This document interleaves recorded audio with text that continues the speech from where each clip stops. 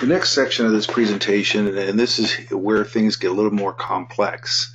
The DCAA has a requirement for contractors that have flexibly priced contracts, i.e. cost reimbursable type contracts, or contracts that are otherwise based on cost buildup, to submit what is called the incurred cost submission. So on the DCAA website, under checklists and forms, you can download the template. Now what's different about the way Sympaq does this is we've created the schedules using a product from Infor called F9. F9 is an Excel add-in. What it does is it reads the general ledger. It actually takes general ledger data and seamlessly transfers them to your Excel spreadsheet.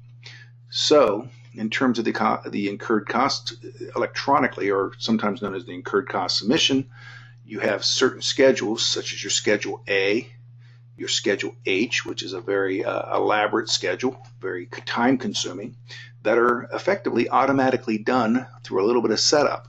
So what does that setup entail?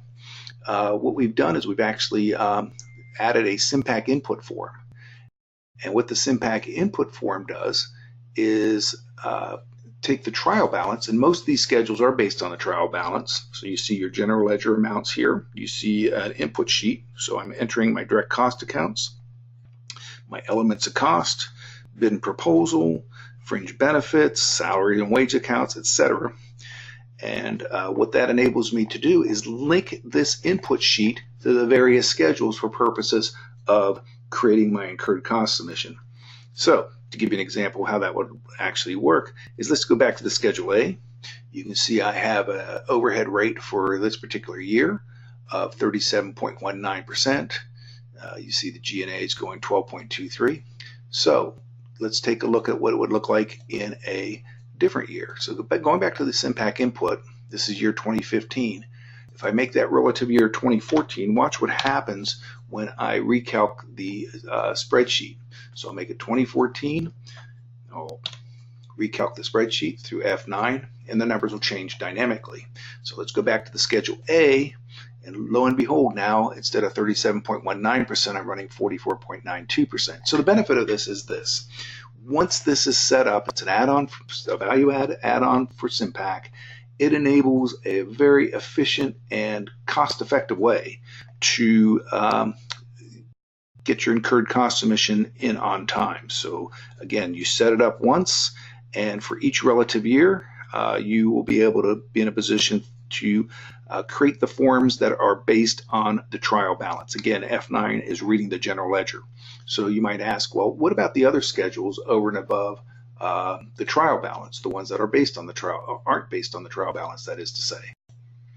So for contracts that aren't based, schedules in the incurred cost submission that aren't based on the trial balance, we have, for example, the contract brief report.